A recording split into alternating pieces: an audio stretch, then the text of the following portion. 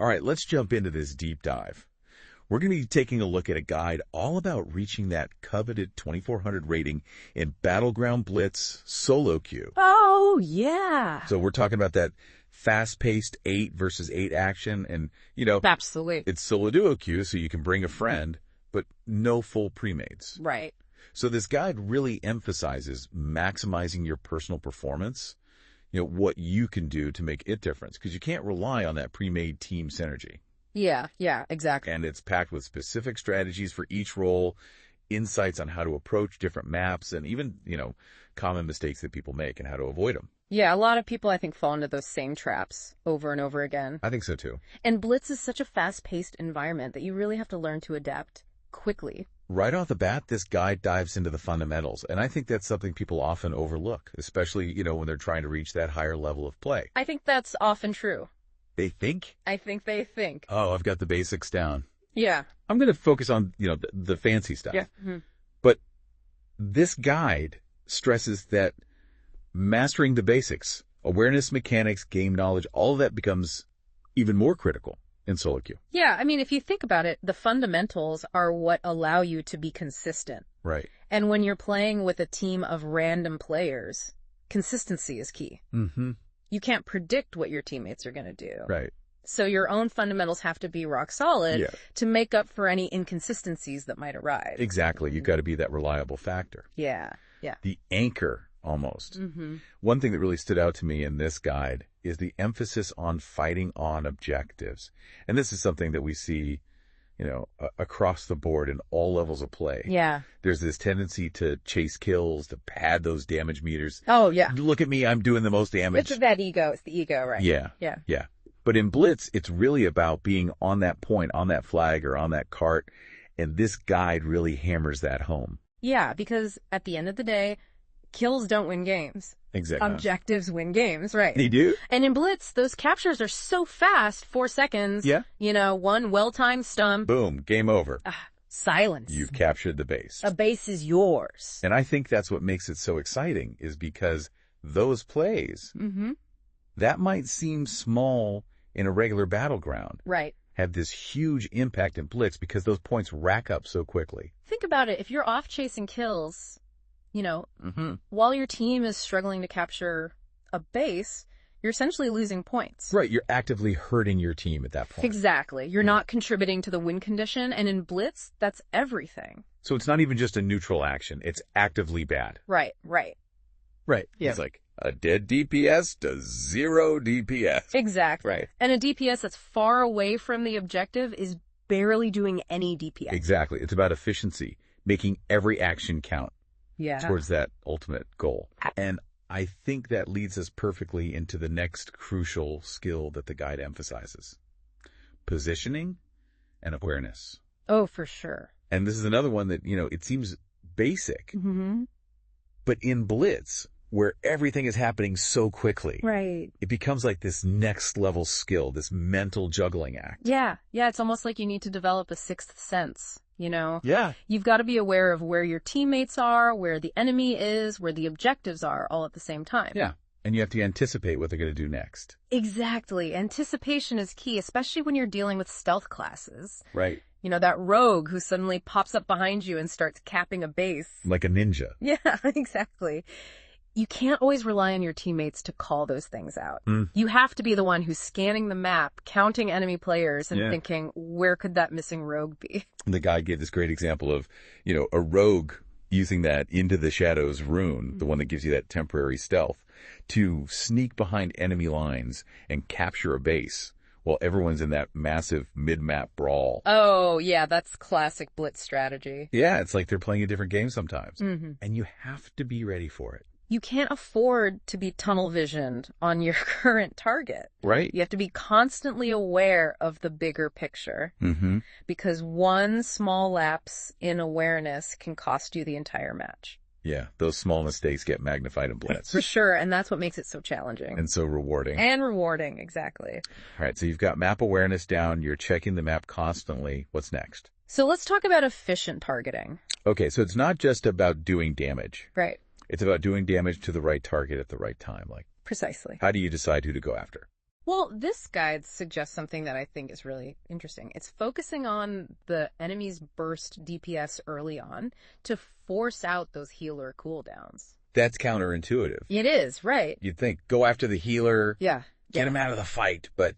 Right, but think about it this way. In those quick, chaotic engagements that are so common in Blitz, whoever bursts first often dictates the flow of the fight. I see. So if you can take out those high damage threats early on, or at least force them to blow their cooldowns, their healers become much more vulnerable. I see. So it's about shifting the momentum. Exactly. You're turning the tide of the battle in your favor by neutralizing those big threats.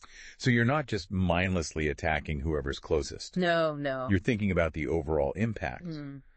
Yeah, that's next level thinking. Absolutely. Now, speaking of thinking ahead, the guide also stresses the importance of adaptability. And I think this is something that, especially in solo queue, is absolutely crucial. You never know what you're going to get. Right? You really don't. One match, you might be playing with a team of gladiators. The next match, you might be wondering if everyone forgot how to play the game. Yeah, the inconsistency is real. It is. And that's why being flexible is so important. So what does that look like? How do you actually adapt in those situations? Well, sometimes it means covering roles that your team is ignoring. Right. Maybe you need to play more defensively as a DPS if your healers are struggling. Okay. Or maybe you need to focus on peeling for your teammates if the enemy team has a lot of crowd control. It's all about recognizing the weaknesses in your team's composition and adjusting your play style to compensate. So it's like becoming a battleground chameleon. Yeah. You're constantly adapting to whatever that match throws at you. That's a great way to put it. All right, so we've got fundamentals, awareness, mechanics, positioning, targeting, adaptability, and then the guide talks about communication. Oh, yeah. Which, in solo queue can feel like a lost cause sometimes. Right, especially without voice chat, it can be a challenge. Yeah, so what are some effective ways to communicate in that kind of environment? Well, the guide emphasizes using everything you have at your disposal. Pings, quick chat messages, and even just typing out a simple plan at the start. Something like INC lumber mill or push lava cart can make a world of difference. Yeah. It's about giving your team those little nudges in the right direction, even if they don't always follow your lead. It's like giving them a suggestion. Yeah. Planting that seed. They might not act on it right away, but it's there in the back of their mind. And don't forget about leading by example. Oh, that's a big one. Leading by example. So what does that actually look like in solo queue? It means making those smart plays consistently. Going for objectives, peeling for your healers, communicating effectively. Right. You become the leader you wish you had. Yeah, you're showing them. Yeah. This is how you win. Follow me. Precisely. All right, so we've covered those, like big picture skills. But what are some specific skills that this guide recommends honing to really excel in solo queue Blitz? So the guide dives into a lot of specific details. But I think it all comes back to those core principles we've been talking about. Okay. For example, game knowledge.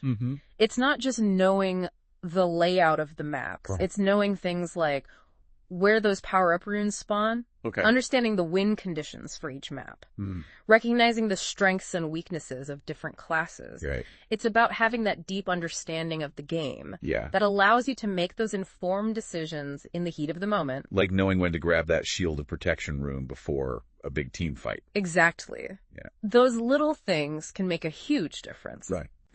They can swing a match. Absolutely. And then there's mechanical skill. Oh, yeah. This is one that, it's always important, but in Blitz, it gets amplified. Yeah. Those clutch 1v1 duels, knowing when to use your defensives, executing your abilities flawlessly. Right. It all matters so much more. Because every little mistake can be the difference between winning and losing. Exactly. The guide also talked about cooldown management, which... Yeah, that's a big one. That's a big one, especially in solo queue, where you don't have that voice communication to coordinate with your teammates. So how do you master that in the chaos of solo queue? Yeah.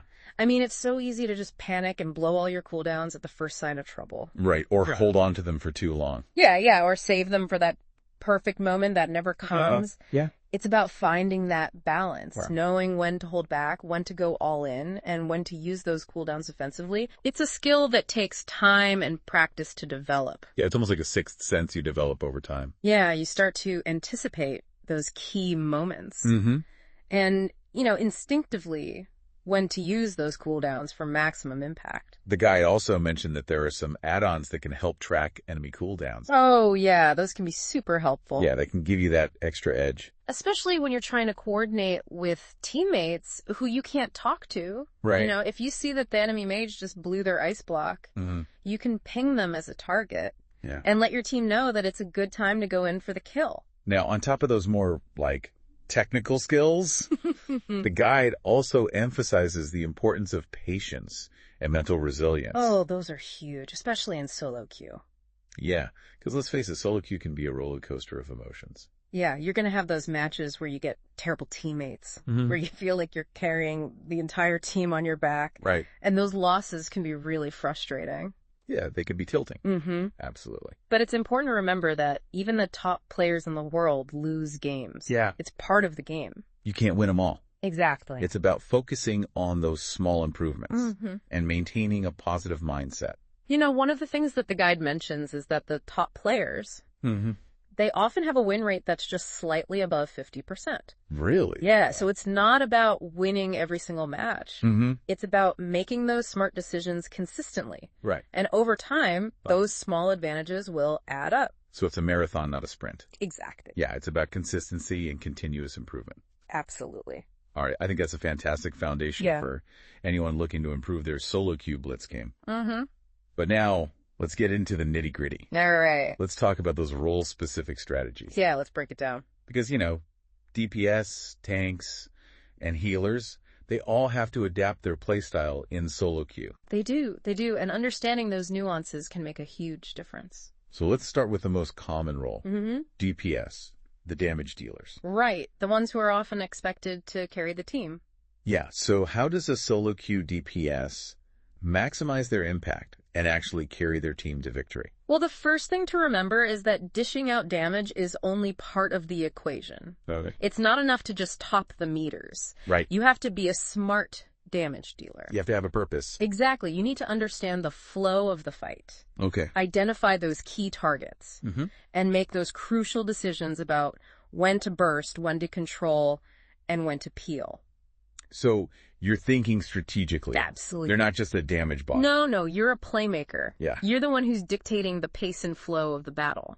Okay, so solo queue DPS needs to think about more than just their damage output. What else should they be focusing on? Let's talk about kill priority.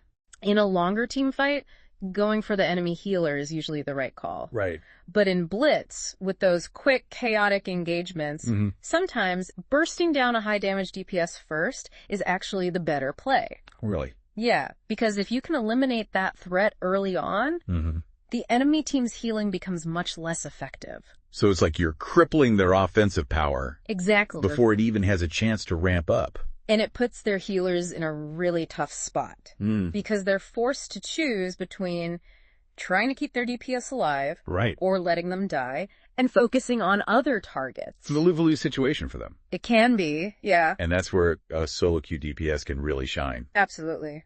Yeah, you're that deciding factor. You're making those split-second decisions that can turn the tide of the battle. And that's a skill that you develop over time. By playing a lot of games, watching how those high-level players make those decisions, and practicing those skills in your own gameplay. So you're constantly analyzing the situation. You're thinking about those cooldowns. You're weighing the risks and rewards. And you're making the call that gives your team the best chance of success. And sometimes that means deviating from those traditional kill the healer rules. Exactly. It's about adapting to the situation and finding the optimal play. Yeah, it's about being a master of target prioritization. Absolutely. Okay, so damage, target priority. But DPS also have to be aware of objectives. Right. They can't just be tunnel vision on those enemy players. They have to see the bigger picture. Exactly. And this is where those stealth classes like rogues and druids can really shine. They're the kings and queens of solo queue blitz. They can turn a match around. Single-handedly, it seems like. Absolutely. The guide talked about rogues being the most impactful class in blitz. They've got that burst damage, they've got the control, and of course, they have that stealth. Yeah, that invisibility, which is just so valuable in a mode like this. Especially when you're trying to capture those objectives quickly. Right. You know, sneaking behind enemy lines, capping a base while they're all busy fighting somewhere else. Say they're playing a different game. It really is. Yeah. They're operating on a different level. And that's what makes them so difficult to counter. The guide mentioned ninja caps, assassinations, controlling team fights with abilities like sap and smoke bomb and kidney shot. Oh yeah, they've got a lot of tools in their arsenal. So it's like, if you're a rogue, you want to embrace that stealth play style. Absolutely. Right? You're the disruptor. You're the one causing chaos. You're the one who's keeping the enemy team on their toes. Yeah, you're like a solo queue ninja. Precisely. Just popping in and out of the shadows, wreaking havoc. And that psychological edge can be just as powerful as their actual abilities. Yeah, the element of surprise is huge. Absolutely. Now, druids also have stealth. They do. But they don't seem quite as, bursty. Right. They're not going to delete someone in 2 seconds like a rogue can. Right. But they bring their own strengths to the table. Okay, so what are those strengths? How can a druid excel in blitz? Well, a feral druid, for example, can be incredibly sticky. Okay. They can lock down a node in a 1v1 situation using their bleeds and their mobility to wear down their opponent. Okay. And balance druids. They have that stealth, but they also have that AoE burst potential. Right, they can do some serious damage in those team fights. So while they might not be as sneaky as a rogue, right, they can still be a force to be reckoned with in blitz. Okay, so even if you're not a rogue, you can still make that stealth playstyle work? Absolutely. But what about those of us who are playing against those stealth classes? Right, because it can be incredibly frustrating. It can. To play against a good rogue or druid. It feels like you're constantly looking over your shoulder. Yeah, you never know when they're going to strike. Any tips on how to counter those stealthy assassins? Vigilance is key. Okay. You have to be constantly scanning the map, right, checking those nodes frequently, and always assume that a rogue or druid is lurking somewhere. So don't get complacent. No. You have to be on your guard. And that shadow sight power-up can be your best friend. I often forget about that one. But yeah, in a stealth-heavy match, it's a game changer. Yeah. It allows you to reveal those stealth opponents before they make their move. So you're taking away that element of surprise. Exactly. And if you do spot a stealth class, don't hesitate to call them out. Yeah, communication is key. Even if it's just a quick ping or a message in chat. Right. Let your teammates know where they are so they can be prepared.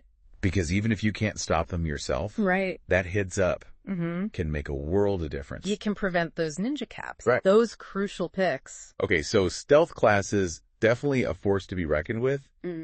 But with the right knowledge and awareness, right, they can be countered. Absolutely. Now, what other class archetypes does this guide highlight as being particularly impactful in Blitz? Well, another group that excels in this fast-paced environment are those high-burst cleave damage dealers. Ah, the heavy hitters. Exactly. They love that chaos. I can see why they'd thrive in Blitz. Yeah, because it's all about those explosive moments where you can just overwhelm the enemy team with sheer damage output. Yeah, those big game-changing plays. And the guide mentions some specific classes that fall into this category. Right, we're talking about warriors. Okay. Ret paladins, mages, balanced druids, demon hunters, death knights. Okay, so like a who's who. Yeah, pretty much. Of DPS powerhouses. The guide specifically calls out Ret paladins as being particularly strong. Yeah, they're incredibly versatile. They can melt flag carriers. They can support their team with off heals and blessings. Right, they've got a lot of utility. Yeah. And they can really wreak havoc in those close quarters brawls. So it's like they have a bit of everything. They do. They do. Yeah. They're a well-rounded class. And then you have warriors who are, you know, always a threat. Always a threat. They're always going to be there. The guide mentions their Mortal Strike ability. Oh, yeah, that's a mass too. Which reduces healing received. And that's huge in Blitz. Absolutely. Where every little bit of healing matters. He can swing the tide of a fight. Yeah, it's like the slow burn execute. Mm-hmm. You're chipping away at their survivability. And it makes it so much harder for their healers to keep them alive. Yeah. Especially when you combine it with their sustained damage output. And then you have mages who... Oh, the Masters of Control and Burst. Yeah. A fire mage popping combustion can evaporate someone in seconds. If they're caught out of position. Yeah, if they're not careful. They're going to get deleted. And frost mages, with their slows and their roots, they can control the battlefield. Yeah, they can set up those kills for their teammates. Right, they're the puppet masters. Absolutely. Yeah. They're pulling the strings. All right, so we've got paladins, warriors, mages. Who else falls into this high burst category? We've got balanced druids, who, while not as bursty as some of those other specs, can still pump out a lot of damage in those larger team fights. Okay. And their Typhoon knockback can be a real game changer on certain maps. Like Eye of the Storm. Oh, yeah. Knock everybody off the edge. Classic. Yeah, that's always fun. And then we have Demon Hunters. Okay. With their mobility, their AoE stuns, their mana burn. They can really cause chaos and Blitz. They can disrupt everything. Yeah. And finally, we have Death Knights. Okay. With their Death Grip and their disease-based cleave. Right. They can really control those team fights. Yeah, they can pull people in. They can spread those diseases. And just overwhelm the enemy team. So it seems like playing one of these high burst classes in Blitz would be... Oh, it's a blast. A blast. Yeah, it's so much fun. But what are some key things to focus on to maximize their impact? Coordination is key. Okay. Even in solo queue, you want to try to time those big cooldowns for maximum impact. So, like, if you see a group of enemies and you know your teammates are about to engage, that's when you pop those big cooldowns. Yeah, coordinate your burst damage, your crowd control, and just melt those targets. So it's not just about using your cooldowns randomly. Yeah, go. It's about saving them for those crucial moments where they can really make a difference. Exactly. The guide also mentions diminishing returns on stuns and other crowd control abilities. Oh, yeah, that's a big one. So you don't want to overlap your CC with your teammates? No, because then you're just wasting those precious control opportunities. Right, it's like you're stepping on each other's toes. So it's about finding that balance between aggression and coordination. Absolutely. Even when you're playing with random teammates. Yeah, you have to be mindful of what your teammates are doing and try to adjust your play accordingly. And communication can help with that. Even if it's just a quick ping or a message in chat. Right? Let your teammates know what you're thinking. Okay, so we've covered the stealthy assassins. We've covered the heavy-hitting burst DPS. Right. Now, what about the tanks and bruisers? The unsung heroes of Blitz. They're not as common. No, they're not. Because of the queue system. But the guide mentions that they can still be incredibly impactful. Oh, absolutely. The guide specifically mentioned Prot Warriors as having surprisingly high damage output. Yeah, they can really pump out the damage. In addition to all their tankiness and their utility. They're like a one-man wrecking crew. They can be, yeah. They can control the battlefield. They can peel for their teammates. Right. And they can even dish out a decent amount of punishment themselves.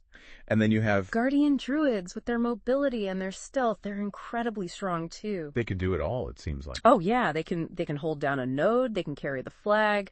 They can even sneak behind enemy lines and disrupt the enemy's plans. So they're like a hybrid between a tank and a stealth class. Yeah, they're incredibly versatile. Which makes them perfect for Blitz. And then you have Vengeance Demon Hunters with their mobility and their crowd control. Oh, yeah. They can be a real pain for the enemy team. They're zipping all over the place, stunning people. They're great at disrupting, peeling, and just generally creating havoc in team fights. So even though they might not be as common, tanks and bruisers can still be incredibly impactful. Absolutely. Any tips on how to play against them effectively? Focus on exploiting their weaknesses. Try to kite them. Avoid direct confrontations when their cooldowns are up. And use teamwork to overwhelm them. So it's all about playing smart and outmaneuvering them rather than trying to just face tank their damage. Exactly. Now, we've talked about all the other roles, but we can't forget about the healers. They're the backbone of any team. Especially in Blitz. Especially in Blitz, yeah. And as we discussed earlier, they're not just responsible for healing. They often become the strategic leaders of their teams. Right. They have that big picture view of the battlefield. They can see things developing that other players might miss. Exactly. And the guide highlights a few healer specs that are particularly strong in the current Blitz meta. Yeah. Mistweaver monks, discipline priests, preservation evokers, and holy paladins are all top performers right now. It's like the all-star team of healers. That's a great way to put it. Each with their own unique strengths and playstyles. Let's start with Mistweaver monks. Okay. They're known for their raw healing throughput and incredible mobility. Yeah, makes sense they'd be great in Blitz. They can quickly top off their teammates and reposition themselves with role and transcendence. They're hard to kill. Incredibly hard to kill and incredibly effective at keeping their team alive. Now, don't underestimate their offensive capabilities either. Oh, yeah. They have paralysis leg sweep. They can definitely contribute to the damage output of the team. So they're not just passive healers? No, they can be aggressive playmakers as well. What about disc priests? The masters of damage while healing. Seems perfect for Blitz. Oh, it is. They can contribute significant damage through their atonement heals while also keeping their team topped off. So it's like they're doing double duty. Exactly. And those clutch abilities like pain suppression and power word, barrier can be absolute game changers. A well-timed pain suppression on a key target. Oh, it can swing the momentum of a fight instantly. Now, what about the newer healer specs? Like preservation evokers. Oh, preservation evokers are quickly rising to the top in Blitz as well. Really? Oh, yeah. Their burst healing is insane. They can top off their whole team in seconds with abilities like Dream Projection and Echo, and their mobility with Hover and Rescue makes them incredibly hard to pin down and kill. Sounds like they're a force to be reckoned with. Oh, absolutely. And they can even contribute a decent amount of damage with Fire Breath and Disintegrate. So they're well-rounded. Incredibly well-rounded. And then finally we have Holy Paladins. The classic support class. Known for their strong single-target healing and their incredible utility. They're the epitome of a support class. Yeah. Their plate armor and divine shield make them incredibly tough to kill, and their blessings can turn the tide of battle. And they can do some damage too, right? They might not have the raw healing output of a Mistweaver or the damage potential of a Disc Priest. Right. But they more than make up for it with their survivability, their utility, and their ability to keep those key targets alive through heavy focus fire. So it sounds like choosing the right healer for Blitz is about more than just their healing throughput. Oh, absolutely. It's about understanding their unique strengths and how they can best contribute to the team's success. Okay, so healers, more than just healing bots. They're strategic masterminds, managing cooldowns, utilizing their utility, and making those clutch plays that keep their team alive. Couldn't have said it better myself. Now are you ready to delve into the world of map strategies? I'm ready when you are. Let's do it. Because each Blitz map has its own unique layout, its own objectives, its own optimal approaches. And it's all about adapting those strategies to the chaos of solo queue. Right, because in solo queue, you don't have that luxury of pre-planning with a team. You have to be able to think on your feet and react to the ever-changing situations. So let's start with Warsong Gulch and Twin Peaks, the classic capture the flag battlegrounds. Oh yeah, the battlegrounds that everyone knows and loves. What makes them unique in Blitz? Well, the most noticeable difference is the speed of those flag captures. Right? Brutal assault stacks much faster on flag carriers in Blitz. Oh yeah, I remember that. Which makes those captures much more intense and less forgiving. So those classic flag standoffs are a lot shorter. Much shorter. And a lot more chaotic. You got to be quick on your feet. You got to make those decisions fast. Absolutely. And that's where coordination, communication, and using the terrain to your advantage become even more important. So let's say I find myself as the flag carrier. Right. What are some key things I should be thinking about? Well, the opening move is crucial. Okay. Typically, you'll see a dedicated flag runner, maybe a tank, or a tanky DPS with one or two escorts, while the rest of the team fights in the middle to try to slow down the enemy flag carrier. So it's like two mini games happening simultaneously. Exactly. The race to capture the flag and the battle to prevent the enemy from doing the same. But in solo queue, you got to be adaptable. Okay. If no one else volunteers to grab the flag, you might have to step up, especially if you're playing a mobile class that can escape quickly. Right. So if you're a rogue or a monk or something like that, you might be the best person for the job. Now, once you have the flag, avoid that main fight in the middle whenever possible. Stick to safer routes along the edges of the map.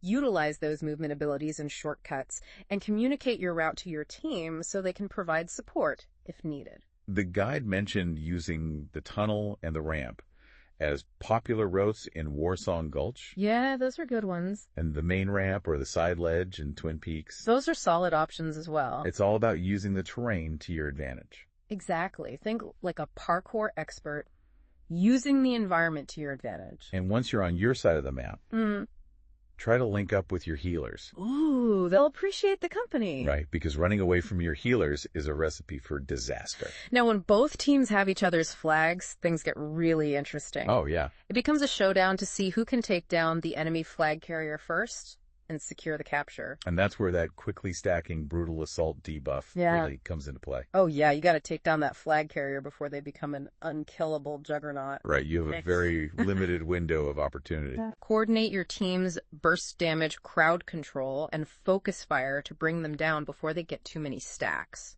The guide suggests focusing on the enemy healers, supporting the flag carrier, or using crowd control to disable them while you burst the carrier down. So it's all about creating those windows of opportunity and capitalizing on them quickly. Absolutely. And while all this is happening, someone needs to be peeling for your own full flag carrier. Oh, for sure. It's a team effort. And even in solo queue, you need to be mindful of protecting your own flag carrier while trying to take down the enemies. Right. It's like a delicate dance. It is. It is. All right. So we've got the initial flag grab, the escape route, and the showdown when both teams have the flag. Right. What about those moments where you manage to kill the enemy flag carrier and have a chance for a quick cap? Those are the moments that can swing a match in your favor. Yeah, those are the big plays. If your flag is home, immediately grab that enemy flag and run. Don't hesitate. And conversely, if your flag carrier is alive and the enemy flag carrier is dead, push for that capture as soon as your flag is returned. Those quick captures can really catch the enemy team off guard. Oh, they can, and it's all about capitalizing on those opportunities. And don't forget that in blitz healers and DPS can also cap flags effectively with that empowered carrier blade. Oh, that's right. That's right. So if you're the closest player to a dropped flag, don't hesitate, grab it, and secure that capture. It's all about being opportunistic.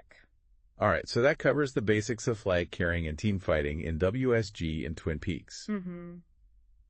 Let's move on to Arathi Basin and Deepwind Gorge. Okay. Those 5 control point domination maps. Ah, yes, the battle for resources. What are the key things to keep in mind on those maps? Well, the biggest difference in Blitz is the speed of those base captures. Right. You need to coordinate your crowd control burst down defenders and secure those captures quickly. Makes sense. And the guide mentions a common opening strategy, the 3-2-2 split. Can you refresh my memory on what that means? Of course. So in Arathi Basin, it typically means sending 3 players to Blacksmith, the central base, 2 to Lumbermill, and 2 to Mine. Okay. It's all about securing those key locations early and establishing a strong presence on the map. And in Deepwind Gorge, it's usually more evenly spread out. Right. With 1 player at each home node, and the rest fighting for control of the market in the middle. Exactly. And no matter which map you're on, communication is key. Right. Make sure you have a balanced distribution of players and rules at each base. Because if your team overcommits to one side of the map and leaves the other undefended, right,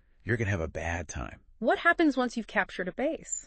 Well, it locks for 45 seconds, preventing the enemy from recapturing it during that time. So it's not just about capturing those bases. Right. It's about holding them. And denying the enemy those resources. Exactly.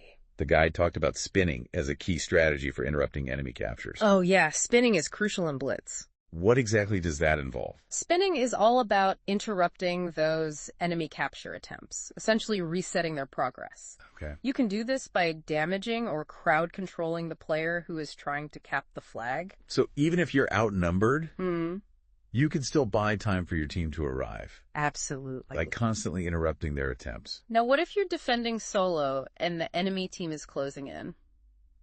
That's a tough spot to be in. It can be, but there are a few options. The guide mentions ghosting a base, which involves hiding near the flag until the enemy starts capping, then surprising them with an attack to interrupt their progress. That sounds risky. It can be, so it's important to be aware of your surroundings and make sure you have an escape route. Right. It's often safer to call for help early and try to stall the enemy until your team can arrive. Use knockback's routes line of sight. Anything you can to buy time. The guide mentioned that even if you die defending a base solo, every second you can delay the enemy is a victory. Absolutely, because it gives your team more time to capture other objectives. So make those deaths count. Exactly. Now, the guide also brought up the 3-base rule in Arathi Basin and Deep Wind Gorge. Ah, yes. The 3-base rule. What's that all about? It's the idea that controlling 3 out of the 5 bases is usually enough to win the game. So don't get greedy. No, don't try to capture all 5. Right. Because spreading your team too thin and chasing those extra bases often leaves you vulnerable to counterattacks. Like that saying, don't get greedy or you'll lose it all. Exactly. Now, Deep Wind Gorge has one unique mechanic. Oh, yeah. Bases deactivate after being held for 45 seconds and then reset. So it's a constantly shifting battlefield. You've got to be adaptable. Absolutely. It's fast-paced and chaotic. But the same principles apply. Okay. Coordinate with your team, secure those quick caps, and focus on holding 3 bases to achieve victory. Got it. So we've got Warsong Gulch, Twin Peaks Arathi Basin, and Deepwind Gorge covered. What about Battle for Gilneys? Battle for Gilneys. The smaller 3 control point map. It's all about controlling 2 out of 3 bases to win. And the scoring system in Blitz emphasizes this even further. Okay, how so? You get 2 points per tick for 1 base, 5 for 2, and a massive 50 points for holding all 3. 50 points for a 3 cap. It's a huge point swing. Wow. And it often makes that opening fight at Waterworks, the central base, the most crucial engagement of the match. Because whoever wins that fight usually controls 2 bases right off the bat. Exactly. So coordinating with your team, focusing fire, and using your cooldowns effectively to win that initial engagement at Waterworks is vital. The guide suggests sending most of your team to Waterworks at the start, with only one player staying back to defend your home node. Yeah, that's a common strategy because it maximizes your chances of winning that crucial early fight. But what if you lose that initial clash at Waterworks? Don't panic, regroup with your team, try to push back as a unit, or even create a distraction at the enemy's home node to draw some of their players away. So even if you're behind, there are still options for making a comeback. Absolutely. But once you do have those 2 bases, it seems like playing defensively is the way to go. It usually is. Unlike those other domination maps, bases in Battle for Gilneys don't deactivate automatically. You hold them until the enemy captures them. Makes sense. It's a different kind of pressure. But the guide did mention some situations where going for a 3 cap might be a good play. Okay, when would that be? For example, if you've completely wiped the enemy team and have a massive numbers advantage, or if you're so far behind that you need a miracle to catch up. So it's a high-risk, high-reward play. Exactly. That should only be attempted if the situation calls for it. Now, are you ready to explore the unique challenges of Eye of the Storm? Eye of the Storm. Oh, yeah, the one with the towers and the flag in the middle. That's the one. What makes it different in Blitz? Well, in Blitz, only 2 of the 4 towers are active at a time, and the flag gives a huge siege score when captured. And when the flag is turned, and those 2 active nodes shut off, and the other 2 become active after 15 seconds. So it's like this constant back and forth struggle. It is. For those 2 active nodes. And that creates some strategic decisions that you don't have to think about in the regular version of the map. Like what? What should I be paying attention to as a solo player? First and foremost, always keep track of which nodes are active. Okay. Because the inactive ones don't generate points and can't be captured until they become active again. So it's pointless to fight over an inactive node. Exactly. You want to focus your efforts on the 2 active nodes, and the guide highlights 2 main strategies for doing that. Okay, let's break those down. All right, so we have node control and flag focus. Node control, what's that all about? So node control is a strategy that's very effective in coordinated play, but can be difficult to pull off in solo queue. Okay. It involves controlling both active towers and completely ignoring the flag. Wait, what? Ignore the flag. I know it sounds counterintuitive, but there's a logic to it. Okay, I'm listening. If your team controls the only 2 scoring nodes, the enemy team's flag captures won't give them any points. They need to control at least 1 node to score from flag captures. So it's like a defensive strategy, denying the enemy any points. Exactly. While your team slowly racks up points from node ownership. But it requires a lot of coordination. Right. Which can be challenging in solo queue. Because if someone on your team accidentally captures the flag while you're holding both nodes, it flips the node control and gives the enemy a chance to score. So it's a high-risk, high-reward strategy. Right. That might not always be the best choice in solo queue. Unless you're really confident in your team's ability to follow the plan. Exactly. Now, the other strategy, the flag-focused strategy, is a lot simpler and more commonly seen in solo queue. Okay, so what's that one all about? It involves holding one node and focusing on winning the flag repeatedly to score those big points. So it's a more offensive approach, relying on your team's ability to win those team fights in the middle and secure those high-value flag captures. Exactly. And while you focus on the flag, it's still important to contest the enemy's active node when possible, preventing them from getting a two-node advantage. Makes sense. It's all about finding that balance between offense and defense. Absolutely. And speaking of adaptation, you need to be aware of those rotating nodes and adjust your movements accordingly. Right. When a flag is captured, the active nodes switch, so you need to be ready to rotate quickly. The guide recommends using that mount speed buff to your advantage. Oh, yeah. Especially when those node switches happen. That Swift Pursuit buff gives you a 150% increase to your mount speed, allowing you to zoom across the map and reach those crucial locations before the enemy does. So you got to be quick on the draw. Absolutely. All right, so Eye of the Storm in Bliss is definitely a unique beast. It is, it is. But with an understanding of those rotating nodes and a flexible approach to strategy, you can definitely find success. Now what about Temple of Kotmogu? Temple of Kotmogu. That's the one where you hold orbs to score points, right? That's the one. And Blitz adds some interesting wrinkles to this battleground as well. Like what? Well, the core objective remains the same. Hold orbs to earn points, with more points awarded for holding them closer to the center. Okay. But that increased resource gain in the center makes controlling that area even more crucial in Blitz. Right, because the faster the points tick up, the more pressure there is to secure those central orbs. Exactly. And that leads to some strategic considerations when it comes to orb placement and team positioning. Okay. Traditionally, holding orbs in the dead center yields the most points, but in Blitz, the bottom of the stairs near the center provides the same 8 points per tick. So it's like a safer option, allowing you to maintain those near max points while also having some cover from the walls and being closer to your team's resurrection point. Precisely. It's a subtle but significant adjustment that can make a big difference in the long run. The guide recommends grouping those orb carriers at the base of your team's stairs. Yeah. So they can support each other, and healers can keep them alive more easily. It's a great strategy for maximizing survivability and minimizing those costly deaths. Okay, so we've covered orb placement. What about that initial orb grab at the start of the match? Oh, yeah, those early orbs can give you a huge advantage. So securing them quickly is crucial. The guide recommends sending your most mobile and durable players for those initial orbs. Makes sense. Tanks, demon hunters, fast healers. Mobile DPS? Seems like they'd be ideal for snatching those early orbs.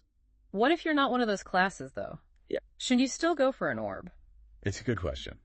It's generally better to have an orb and potentially drop it later than to let the enemy secure all 4 uncontested.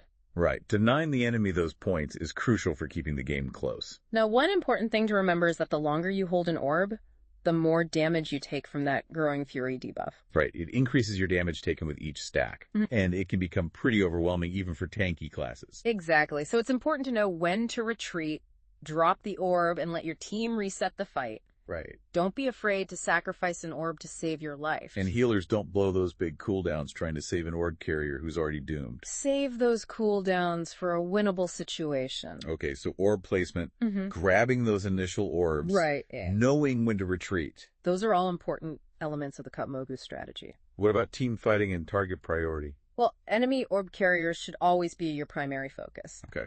They're taking increased damage from Growing Fury, making them ideal targets for your team's burst damage and crowd control. The guide mentioned using the Shield of Protection rune to protect your orb carriers. Oh yeah, that's a great way to give them some extra survivability in those chaotic orb fights. And if you're not an orb carrier, only pick up that rune to deny it from the enemy team. Exactly. You want your orb carriers to have every advantage they can get. So what are the main strategies for team fighting in Kotmogu? Well, there are 2 main approaches, grouping up and kiting. Okay. Grouping up is the more traditional approach, and it can be effective if your team is coordinated and can focus fire on key targets. Right. But kiting can also be a good option, especially if you're outnumbered or outmatched. So instead of trying to stand your ground and fight in a losing battle, you have your orb carriers run away from the main fight to avoid getting overwhelmed. Exactly. It might not yield as many points because you're farther from the center. Right. But it can buy your team time to regroup or prevent the enemy from racking up a bunch of points. So it's a situational strategy, but one that can be incredibly effective if used correctly. Absolutely. Are there any other Kotmogu-specific things that solo players should be aware of?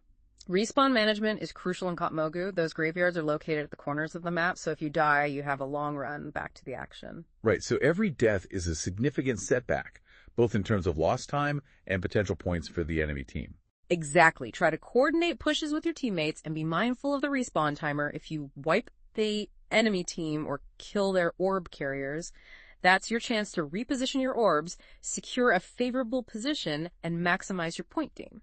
And if your team happens to wipe, don't trickle back in one by one. No. Wait for at least a couple of teammates and then push back in as a unit. Precisely. It's all about maximizing your efficiency and minimizing those wasted runs back from the graveyard. Okay, so that's Temple of Katmogu, another unique battleground with its own set of challenges and strategic considerations. What's next on the list? Let's dive into Silver Shard Mines, the minecart escort battleground where chaos reigns supreme. Ah, yes, Silver Shard Mines. It's always a wild ride. It is. It is. And Blitz makes it even more chaotic and fast-paced. Oh, yeah. It's all about escorting those minecarts to their capture points to earn points. But not all carts are created equal. Right. The guide mentioned the lava cart, which spawns on the bottom track as being the most valuable, followed by the mid cart, then the top cart. So securing that lava cart should be your top priority at the start of the match. The guide recommends sending most of your team to the lava cart right away. Yeah. With only 1 or 2 players going to mid to slow down the enemy cart. It's a common strategy, and it makes sense given that the lava cart is worth the most points. Okay. Once you've secured it, you can rotate players to mid or top as needed. So it's all about adaptability and responding to the enemy team's movements. And don't forget that controlling a cart is all about having more players inside its capture radius as it moves. Right. You need to be in that circle. You need to fight inside that circle. Avoid dying within it. Because deaths give control to the enemy team. Right. It's like a tug of war. And every death is a shift in momentum. Precisely. And be mindful of oversplitting your team. If you send too many players to one cart, you risk losing the other 2 uncontested. Right. So find that balance. Which can be tough to do in solo queue where communication is limited. So you really have to take the initiative. Be that leader, call out priorities, ping enemy locations. Try to steer your team in the right direction. Okay, so let's say you've won the initial fight at the lava cart. What are your options? You can reinforce mid if your team needs help. You can try to spawn camp the enemy to delay their return, or you can just escort that lava cart all the way to its capture point. So it's a situational decision based on the current state of the match and your team's advantage. And don't forget about the switches. Oh yeah, those switches. They can be used to redirect carts along different tracks, which can create some interesting tactical opportunities. Like diverting that top cart towards the lava track. Exactly. Increasing its point value. It's a more advanced tactic, but it can give you an edge if you know how to use it. And lastly, the guide emphasized that Silver Shard Mines is all about momentum. Oh yeah, momentum is key. What do you mean by that? Try to chain those cart captures, keep the pressure on the enemy team, and don't. Let them regroup and take control of multiple carts that can quickly turn the tide against you. So it's like playing keep away with those carts. Constantly outmaneuvering the enemy, denying them those scoring opportunities. You got it. Now are you ready for Deep Hall Ravine? Deep Hall Ravine. Oh yeah, that's one I haven't had a chance to play yet. It's the newest battleground in the Blitz rotation, and it brings some fresh challenges to the table. Fill me in what makes it so unique. It's a hybrid map blending elements of payload escort and capture the flag. There are 2 moving carts that travel along parallel tracks, similar to Silver Shard Mines, but there's also a central crystal that can be picked up and carried to a cart terminus for a chunk of points, like a flag. So it's like a double objective. Control the carts for ongoing points and then grab that crystal for bursted points. That's the basic idea, but based on what the guide's experts have found, it seems that controlling those carts for as long as possible is actually more important than capturing them or the crystal. Interesting. Why is that? Because your team gains points for every moment, you have majority control of a cart, so holding both carts simultaneously is a double win, denying all points to the enemy team while your score steadily climbs. It's like a strategic chokehold. You're suffocating the enemy team's scoring potential. Precisely so. Splitting your team effectively and fighting on 2 fronts becomes even more critical in Deep Hall Ravine. The guide recommended a 44 split at the start, with 4 players going to each cart. That's a solid starting point. Make sure each team has at least 1 healer to sustain through those cart fights. Yeah. Okay, so we're holding the carts, denying the enemy points, and racking up a lead. What about that central crystal? When should we go for that? Think of it as a strategic tool to use when you're losing cart control or the enemy is pushing hard on both fronts.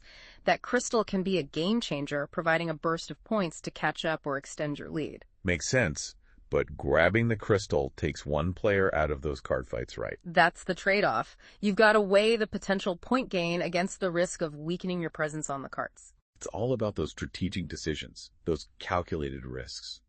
And just like Silver Shard Mines, remember that dying inside the cart radius boosts the enemy's control. So kite away if you're outnumbered, avoid those deaths, and try to stall the enemy on the other cart, even if you're losing control of one. Okay, Deephole Ravine definitely sounds like it's going to test my multitasking skills. It will, but with a solid understanding of the objectives and a focus on cart control, you can definitely navigate the chaos. All right, so we've covered map-specific strategies for all the battlegrounds in the Blitz rotation. Mm-hmm. What about those overall principles for objective control and efficiency that the guide emphasized? Those are crucial because beyond those map-specific tactics, there are core concepts that apply to all battlegrounds and can significantly improve your performance. The guide talked about speedy caps. It seems pretty straightforward. But what are the keys to capturing objectives quickly in Blitz?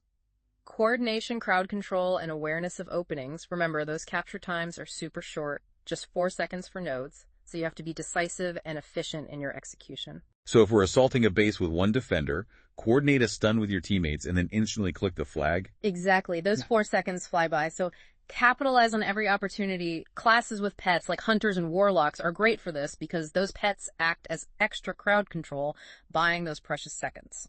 I see. It's like a perfectly timed dance, stun, click, capture. And speaking of coordination, we talked about spinning the flag earlier. What are some effective ways to interrupt those enemy captures in Blitz? Yeah, what are our options? Any form of instant damage or crowd control works. Even a weak DOT or a quick stun can do the trick the guide highlighted knockback abilities like Typhoon and Thunderstorm. Ah, I can see why those would be effective. Knock those enemies off the flag and buy time for your team to either recapture it or set up a stronger defense. Exactly. Sometimes it's even worth sacrificing yourself to spin the flag. You mean like if you're the last defender, use an AoE ability or a stun to reset their capture progress, even if it means you die in the process? Precisely, every second counts, so make your death count to maximize that impact, even in a losing situation. Got it. What other efficiency tips did the guide highlight? It mentioned something about looting corpses. Yes, it seems minor, but looting those enemy insignias, especially when you get a kill near a node or flag, can make a difference. I guess that prevents them from using those self-resurrection abilities like Soul Stone or Shamanok. Exactly. It forces them to run all the way back from the graveyard, which buys your team valuable time.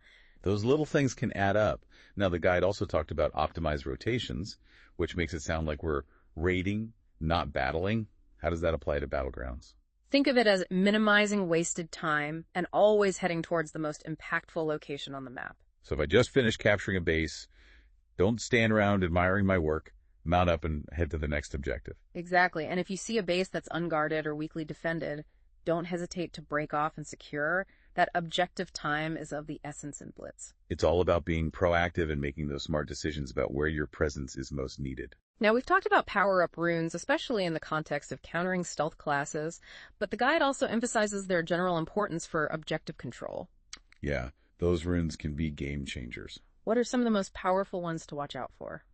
Well, we already mentioned Into the Shadows for stealth caps, and Shield of Protection is fantastic for tanking up and defending a node. But what about some of those other ones? Rune of Frequency is another powerful one. It reduces the cooldown of your abilities by 50%. Wow, that's like having a turbo button for your abilities. It is so controlling. Those runes can be just as important as controlling the objectives themselves. Okay, so we've covered objective control and efficiency.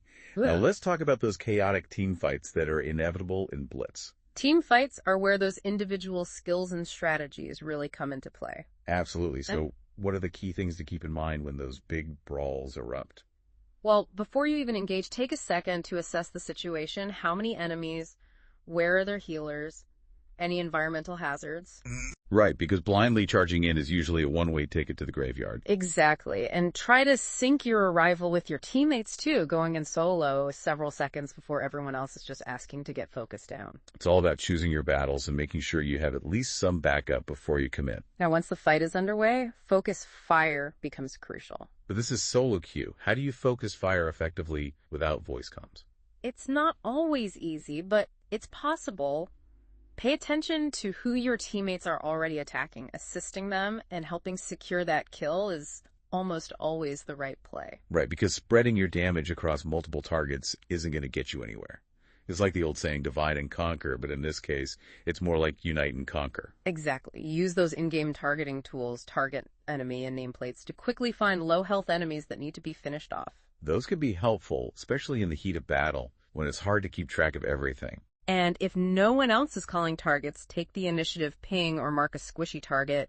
Encourage your team to focus fire. You might be surprised how many will follow your lead.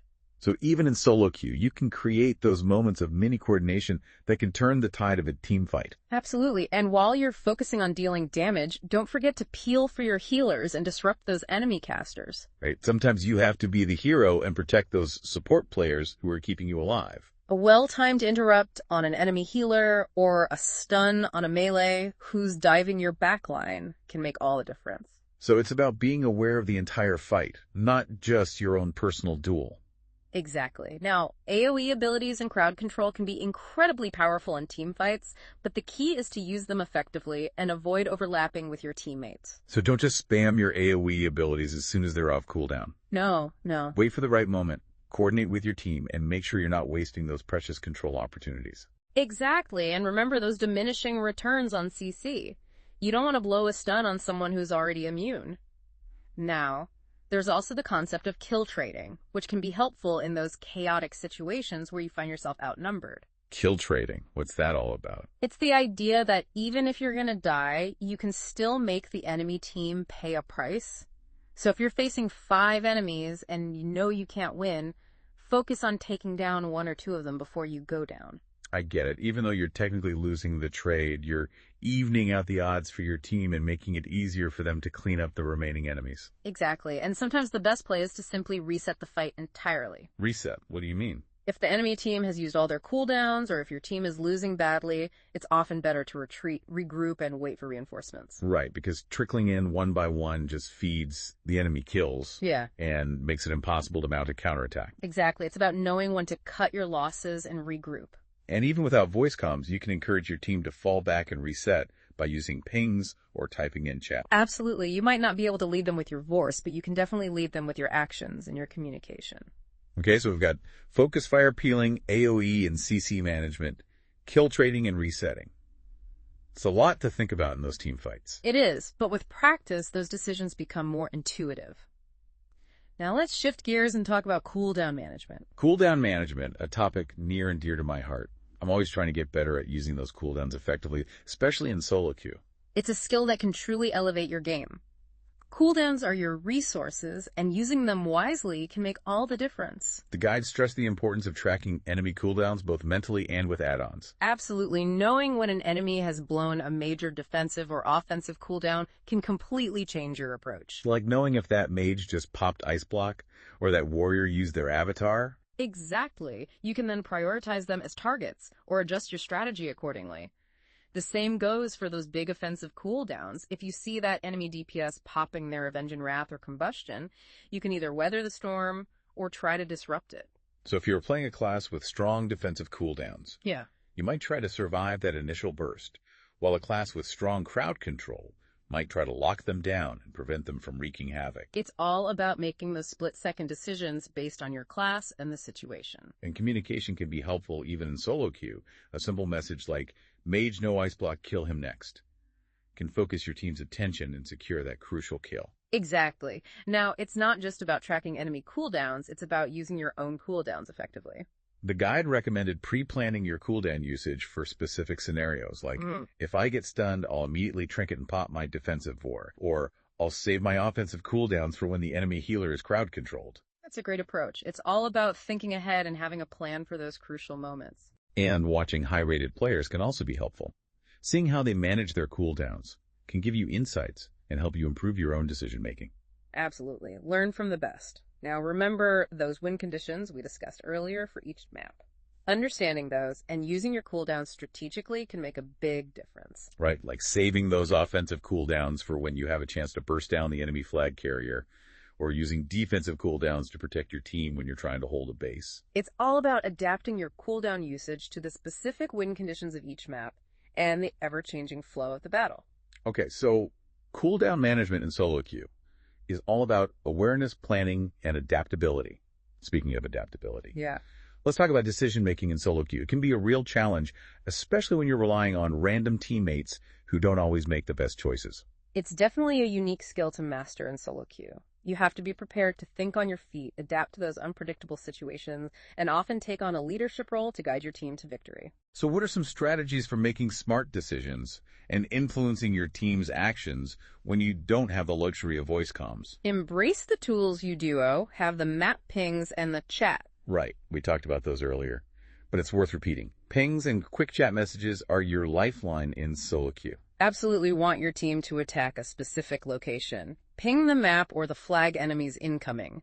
Hit that incoming ping, and quick chat messages are great for providing extra context. Like all lava in Silver Shard Mines, or Def 2 bases in Battle for Gilneys. Exactly. Short, sweet, and to the point. And don't underestimate the power of positive reinforcement. A simple good job or nice peel can go a long way in building rapport and encouraging your teammates to listen to your calls in the future. It's like creating a mini community within that chaotic solo queue environment. Now, another key aspect of decision-making in solo queue is being able to identify the gaps in your team's strategy. Gaps. What do you mean by that? In random groups, you'll often encounter situations where your teammates are either overcommitting to one area or completely ignoring a crucial objective. Ah, I see. So it's about recognizing those imbalances and adjusting your own play to compensate. Exactly. No one guarding a captured base. Maybe you need to hold it down. Even if you're a DPS, everyone brawling mid in Warsong Gulch while the flags sit untouched. Maybe you sneak off and grab a flag. It's all about being flexible, adaptable, and willing to step outside of your comfort zone to fill those roles that your team might be neglecting. And leading by example can be incredibly powerful. Leading by example in solo queue. How do you do that without sounding like a bossy jerk? By consistently making smart plays, communicating effectively, and showing your team that you understand the objectives and the win conditions. So it's about letting your actions speak louder than words. If you're consistently making the right decisions, others are more likely to follow your lead. Exactly. But what about those situations where your team just makes terrible decisions, like repeatedly running into a losing fight? It can be infuriating. It can, but yelling at them or raging in chat never seems to help it. Usually just makes things worse. Right. So instead of focusing on what your team is doing wrong, try to focus on what you can do to mitigate the damage. So if they're chasing that pointless fight, maybe you join them just long enough to secure a quick victory and then try to redirect their attention to a more important objective. Exactly. Or if they're ignoring a key objective, you go and secure it yourself while they're busy elsewhere. It's all about making the most of those chaotic situations and finding ways to salvage those seemingly lost matches. Precisely. Now, let's wrap up by discussing some of those common mistakes that hold players back from reaching that 2400 rating. The guide called out a few big ones, and I think recognizing them is the first step towards correcting them. What's the biggest offender? Ignoring objectives and treating the battleground like a deathmatch arena. Oh, the classic road fighters. They're always so focused on racking up kills that they forget about the actual objectives. And in a fast-paced mode like Blitz, that's a recipe for disaster, every second spent chasing kills is a second the enemy team could be capturing a base or escorting a cart. Right, it's about prioritizing those objectives and understanding that kills are only valuable if they contribute to winning the match. Exactly. Constantly remind yourself of the win conditions for each map. Keep an eye on the scoreboard and try to guide your team towards those objectives. Even a simple message in chat can sometimes make a difference. Okay, so we've got ignoring objectives. What else can trip players up? Overextending solo is another common mistake. Ah, yes. The classic hero play that often ends in a quick death and a loss of momentum. It's tempting to think you can 1v3 the enemy team, but in most cases it's just not realistic. Unless you're playing a super mobile class or have a pocket healer following you around, chances are you're going to get overwhelmed. Exactly. So temper your aggression with judgment before you engage. Ask yourself, how many enemies? Do I have backup? Are their cooldowns down? Right. It's about picking your battles and playing smart. There's no shame in waiting for a teammate or two to catch up before you dive into a fight. Absolutely. And then there's cooldown management, which we discussed earlier. It's an area where even experienced players can struggle, especially in solo queue. Using those cooldowns effectively can be the difference between a clutch victory and a frustrating defeat. Exactly. The guide recommends planning your cooldown usage for specific scenarios and watching high-rated players to learn from the best. I'm always trying to pick up those little tips and tricks that can improve my cooldown usage. It's like a constant learning process. It is now another mistake that can plague even experienced players is tunnel vision. Tunnel vision, what do you mean? It's when you get so focused on your current target or engagement that you lose awareness of everything else happening around you. So you're so locked in on that one enemy that you don't notice your base being captured behind you or that your healer is getting attacked by a rogue. Exactly. Train yourself to glance at the map every few seconds, use add-ons to get alerts for important events, and pay attention to those default UI warnings that flash when an objective is under attack. It's all about building those good habits and developing that heightened awareness that allows you to see the entire battlefield. Now, speaking of seeing the battlefield, inefficient pathing and rotations are another common mistake. Pathing. It's a battleground, not a maze. True, but wasting time running around aimlessly or taking inefficient routes can make a big difference, especially in Blitz, where time is of the essence. So, if I respawn and just mindlessly run towards the nearest fight, instead of evaluating this situation and choosing the most impactful location, I'm basically handing the enemy team a free advantage. Exactly. Always mount up when traveling between objectives, utilize those shortcuts and movement abilities, and think ahead about where you need to be. It's all about efficiency and making the most of every second. Now, another mistake is not respecting the meta. The meta, you mean understanding which classes are strong in the current patch and which ones are struggling. That's part of it, but it also involves understanding how different team compositions interact with each other. Some classes are naturally strong against others, and some team compositions just synergize better than others. Right, so it's important to do your research, stay up to date on the meta, and adjust your strategies accordingly.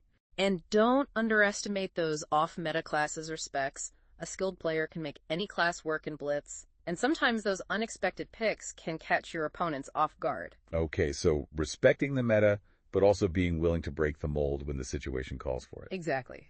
All right, I think we've covered just about everything. This guide was packed with valuable insights, and I feel like I've learned a ton about how to approach Blitz solo queue with a more strategic mindset. It's all about those small improvements, those subtle adjustments that over time can make a big difference in your win rate and your overall enjoyment of the game. Exactly. It's not about becoming a godlike player overnight. It's about embracing the challenge, learning from your mistakes, and constantly striving to improve. And remember, even the best players in the world lose games. Sometimes it's part of the game. Right. It's how you bounce back from those losses and learn from them that truly matters. Well, I think that's a wrap for our deep dive into the world of Battleground Blitz solo queue. Hopefully you, our listener, are feeling inspired and equipped to tackle those chaotic matches with a renewed sense of confidence and purpose. Absolutely. Go forth, conquer those battlegrounds, and remember every match is a learning opportunity. Thanks for joining us on this deep dive. We'll catch you next time for another thrilling exploration of the world of gaming.